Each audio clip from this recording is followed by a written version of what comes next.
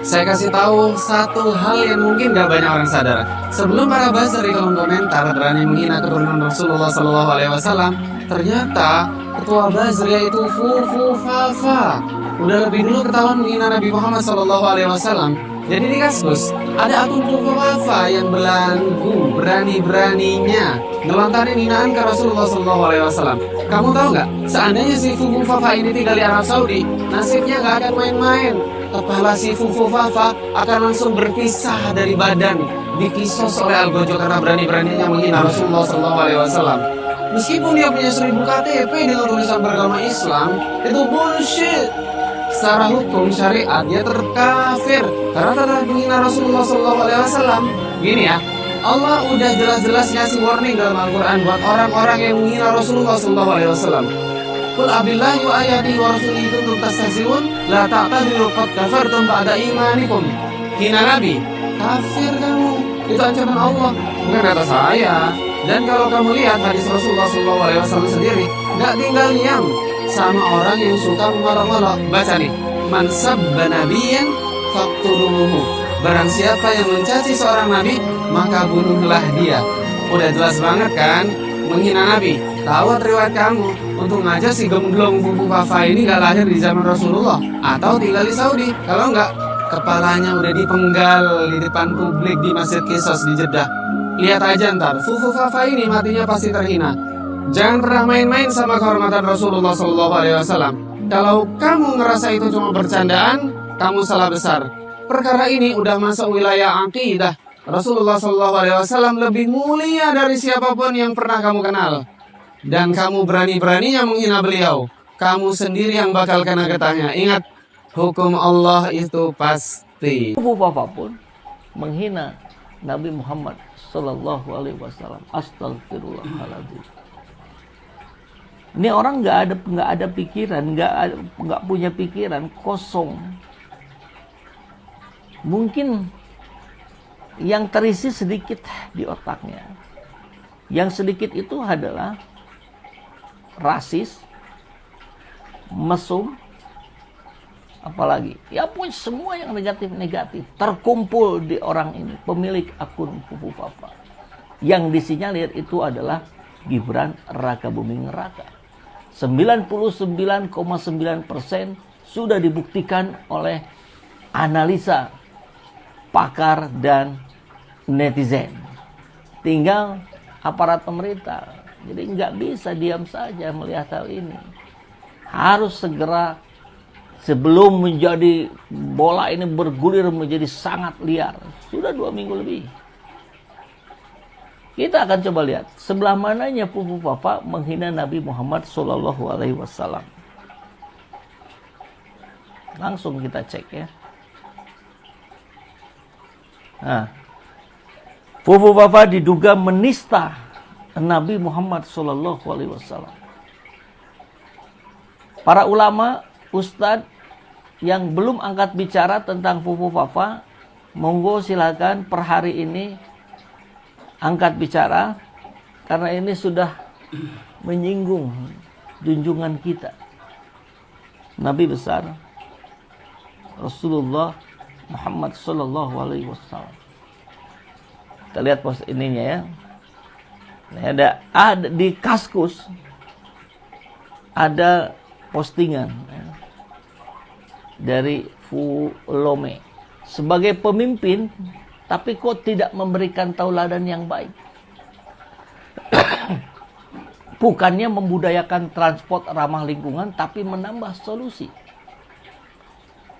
Di sini tidak ada penjelasan mengarah ke siapa, tapi dengan konteks yang seperti kita sudah bahas. Assalamualaikum warahmatullahi wabarakatuh. Alhamdulillah wassalatu wassalamu ala Rasulillah wa ala alihi wa sahbihi wa mawala.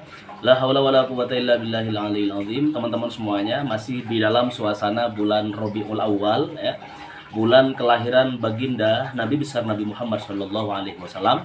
Mari kita memperbanyak baca sholawat kepada beliau gitu, dihaturkan kepada sang baginda, junjungan kita semuanya, Nabi besar Nabi Muhammad Shallallahu Alaihi Wasallam. Allahumma sholli ala sayyidina Muhammad wa ala ali sayyidina Muhammad. Nah teman-teman, selain itu kita ada informasi yang menarik untuk kita diskusikan bareng-bareng gitu kan, bahwa ada satu kelompok yang kemudian mengatakan semakin viralnya Fufu Fafa, ya kan?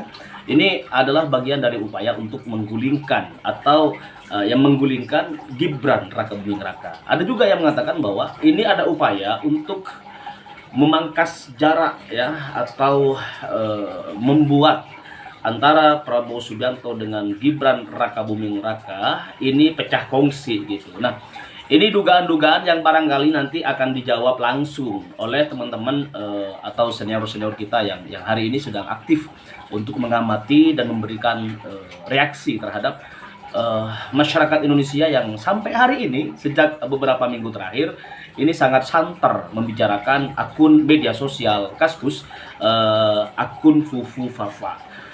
Pertanyaan besarnya masih sama, apakah ini beneran Gibran atau bukan gitu. Nah, semoga ini dapat menjawab. Jadi kita lihat bagaimana respon Kodari juga yang melakukan pembelaan terhadap akun Fufu Fafa, yang mana akun Fufu Fafa kemarin itu diungkap kejadian baru oleh siapa, banyak nih yang ungkap gitu kan, bahwa akun Fufu Fafa diduga telah menista baginda Nabi besar Nabi Muhammad SAW. Ada kalimat onta di situ gitu kan, ya kayak nyindir baginda Nabi. Semoga akun Fufufa ini diberikan ampunan oleh Allah Subhanahu wa taala ya, karena sudah berani ya mengusik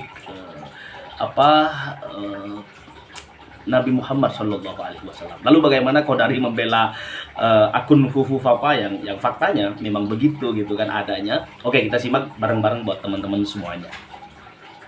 Nah, tetapi sekarang ini tesisnya adalah keberlanjutan. Yang terjadi itu kalau saya lihat istilahnya itu pencangkokan gitu ya, dicangkokkan. Jadi boleh dibilang nggak putus. Nah, keberlanjutan ini saya lihat dalam 3 aspek.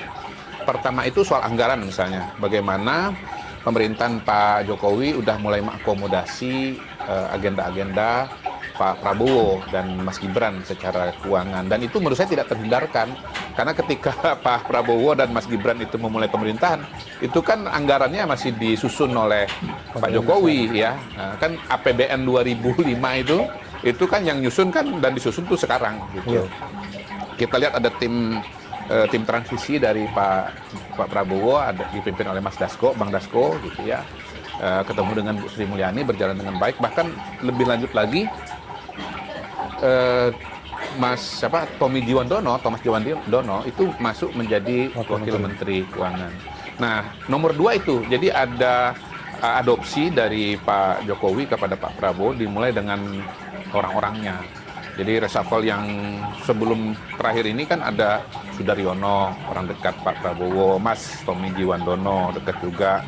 Kemarin ada Supratman Andi Aktas, lalu kemudian ada Anggaraka Prabowo juga, di luar nama-nama yang lain ya, pos-pos yang lain. Nah itu jadi ada transisi keberlanjutan dari segi orang. Kemudian dari segi kelembagaan, jadi mungkin nggak banyak yang sadar bahwa sebetulnya apa-apa yang dilaksanakan oleh Pak Prabowo itu sudah dibantu oleh Pak Jokowi. Misalnya rencana makan bergizi gratis, itu kan akan dilaksanakan proyeksinya oleh Badan Gizi Nasional. Nah, badannya udah dibentuk sekarang, ketuanya sudah ada. Ya pasti perlu waktu lah untuk menyiapkan program yang begitu besar, begitu masif ya. Kemudian Badan Komunikasi Presiden, hemat saya juga itu aspirasi Pak Prabowo ya yang menonjol di sana. Jadi sebetulnya kalau ada tesis bahwa ini tidak berjalan, justru menurut saya sangat terbantahkan dengan fakta dan realita yang terjadi.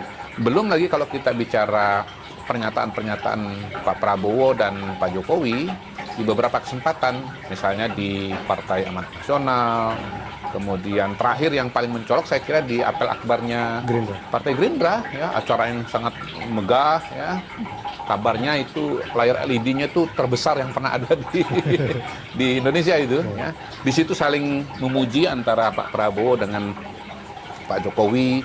Dan bukan hanya Pak Prabowo, bahkan Sekjen Pak Ahmad Muzani pun juga dalam pidatonya sudah mengatakan, Pak, kami jaga yang Bapak kerjakan 10 tahun ini dan kami akan lanjutkan. Jadi ini Ketua Umum dan Sekjen semua paraf ini. Gitu. Dan pernyataan-pernyataan dari Pak Jokowi juga sangat personal, Pak Prabowo sangat spesial. Pak Prabowo juga mengatakan, Pak, kalau ada yang cubit Bapak, seluruh Partai Gerindra merasa sakit. Jadi saya kira sebetulnya kalau ada sinyalemen bahwa dua orang ini retak, itu sebetulnya sinyalemen yang sangat mengada-ada. Bahkan ada bantahan langsung dari Pak Prabowo. Ada orang ya, apa profesor, apa dia bilang podcast itu mengatakan kami retak, ya orang itu ya kira-kira sok tahu, kok dia lebih tahu saya daripada diri saya sendiri gitu. Jadi kalau sinyalemen bahwa ini retak atau tesis-tesis bahwa ini retak memang ada, tapi kan balik lagi, tesis itu ada buktinya atau enggak kan gitu kan? Buktinya pada hari ini menurut saya tidak ada. Nah, soal MK dengan DPR, hemat saya itu bukan cerita atau bukan soal keretakan atau tidak sejalannya Pak Jokowi dengan Pak Prabowo, tidak. Itu saya melihatnya adanya keputusan dari Mahkamah Konstitusi yang sebetulnya memang notabene kebablasan. Buat saya MK itu kebablasan, karena kalau kita bicara sistem pemerintahan, demokrasi, itu kan sudah ada coupling-couplingnya. Ada coupling eksekutif, ada coupling legislatif, ada coupling yudikatif. MK itu couplingnya yudikatif. Nah, legislatif itu dalam Undang-Undang Dasar 45 sudah sangat jelas wilayahnya adalah DPR bersama dengan pemerintah. Cuman memang praktek atau apa yang dilakukan oleh MK ini kan udah kadung berjalan salah kaprah sekian lama, dan akhirnya pada titik inilah kemudian itu jadi masalah gitu loh. Saya sebut jadi masalah karena apa? Ya Anda masuk ke wilayah orang gitu. Ketika Anda menulis pasal bikin norma-norma ya yang wilayahnya DPR, ya itu akan menciptakan anarki ketika DPR sebagai lembaga yang berwenang juga menulis pasal-pasal. Hemat saya itu dinamika antara MK dengan DPR. Gitu. Bang, yang di Gerindra itu kan yang menarik tadi sempat Abang juga singgung soal pernyataan Pak Prabowo. Kalau Pak Jokowi yang dicubit, Gerindra yang sakit. Ya. Abang memaknai itu seperti apa? Ya, saya memaknainya bahwa Pak Prabowo itu memang sangat bela rasa kepada Pak Jokowi. Pak Prabowo itu betul-betul begitu masuk ke dalam pemerintahan mendukung Pak Jokowi sepenuhnya. Itu kita lihat misalnya pada saat COVID melanda Indonesia, Pak Prabowo termasuk orang paling depan loh menurut saya yang membantu penyelesaian masalah ini. Bukan hanya kemudian mendukung TNI misalnya berperan dalam penanganan masalah COVID, vaksin dan sebagainya. Beliau sendiri menjadi orang yang paling depan soal vaksin. Bahkan pakai vaksin Nusantara, vaksin dalam negeri gitu.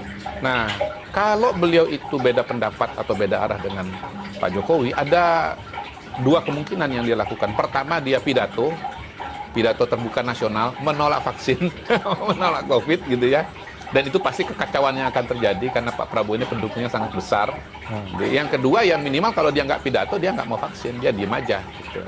Nah, kalau itu yang terjadi, maka upaya pemulihan kita itu pasti akan terhambat. Karena upaya pemulihan Indonesia terhadap COVID itu kan dua kata kuncinya. Pertama, ikut PSBB, patuh PSBB, sehingga infeksi tidak meluas, korban tidak banyak kan. Yang kedua itu vaksinasi gitu. Dengan vaksin itu kemudian orang kalau kena dia tidak parah gitu kan, dan ya kegiatan ekonomi bisa berjalan dengan cepat karena dua variabel ini. Itu satu. Yang kedua, dalam pembuatan kebijakan-kebijakan pemerintahan, Partai Gerindra selalu sejalan dengan Pak Jokowi gitu. Makanya Pak Dasko hubungannya dengan Pak Jokowi juga bagus, karena tangan Gerindra atau tangan Pak Prabowo di DPR itu kan adalah Pak Dasko. Kemudian kita lihat juga bahwa Pak Prabowo itu, ini dikatakan beliau berulang kali, kenapa kami bisa sama, kenapa kami bisa sejalan? Karena kami sama-sama hatinya merah putih. Dan apa yang dikerjakan oleh Pak Jokowi itu betul-betul untuk rakyat. Beliau kerja keras untuk rakyat. Rapat satu hari 7 kali. Dan menurut saya Pak Prabowo itu dengan Pak Jokowi, mereka saling menemukan satu dengan yang lain. Gitu. Tadinya rival, tapi begitu gabung, loh kok sama ya? Sebetulnya kita pikirkan gitu. Pak Prabowo itu kan dari lama sudah pidato ya mengenai dan menulis buku tentang bagaimana kekayaan Indonesia untuk sebesar-besar kemakmuran masyarakat ya, kemakmuran negara gitu. Itu yang mengimplementasikan Pak Jokowi dalam bentuk apa? Hilirisasi. Ya, nikel misalnya yang tadinya dijual mentah itu nilainya X, tapi begitu diolah kan jadi 20 kali lipat apa namanya harganya atau pemasukannya. Saya melihat juga Pak Jokowi melihat Pak Prabowo betul-betul komit, lalu kemudian sangat bagus dalam membawakan diri, membawakan posisi dan seterusnya. Dan Pak Prabowo sendiri juga saya hakul yakin pasti merasa bahwa kemenangan ini tidak lepas dari pengaruh atau auranya Pak Jokowi. Mas Gibran itu kan yang mau jadi Mas Gibran jadi wakil presiden itu kan Pak Prabowo. Simbolnya apa? Beliau beberapa kali ke Solo itu jemput bola itu ya. Itu kan mungkin bahasa orang Jawa ya tadi ya Mas Is ya. Bagaimana menunjukkan kesungguhan gitu loh. Kalau kesungguhan itu kan datang gitu. Dan Pak Prabowo ya matematikanya jalan bahwa saya ini 2 kali maju suaranya nggak sampai 50%. Pak Prabowo itu kan nggak menang karena kurang suara. Gitu. Suaranya banyak nggak Pak? Banyak banget. 2014 berapa? 43%. 2019 berapa? 45%. Menang nggak? Enggak. Kenapa? Karena kurang dari 50%. Nah, dia mau dapat sisanya dari mana? Ya gampang aja. Ambil dari orang yang dapat atau sudah meraih angka lebih banyak daripada dia. Dia mau cari dari mana lagi? Nah, itu yang mungkin nggak banyak dipahami oleh orang, bahwa ini matematika sederhana saja gitu. Dan dia yakin bahwa cara paling ampuh untuk membuat tambahan suara itu ke dia adalah dengan Mas Gibran sebagai ya salah satunya simbolnya Pak Jokowi gitu. Dan itu terbukti sangat benar. Bagaimana begitu berpasangan, saya ingat ya, saya survei bulan Oktober itu, begitu baru aja berpasangan Prabowo dengan Gibran, itu suara udah naik 5%. Gitu. Baru tuh 5%. Dan trennya habis itu naik terus. Sampai akhirnya pada bulan Februari itu 58,58% itu. Gitu. Jadi hemat saya tesis-tesis yang mengatakan bahwa Pak Prabowo dan Pak Jokowi ini retak atau bermusuhan, itu adalah upaya-upaya orang yang nggak senang dengan bergabungnya, bersatunya Pak Prabowo dengan Pak Jokowi. Dan saya melihat Pak Prabowo itu di depan sekali dan sangat eksplisit, sangat sungguh-sungguh menunjukkan pembelaannya kepada Pak Jokowi. Bang, kalau ini diartikan bahwa Pak Prabowo ini sangat berharap sekali Bang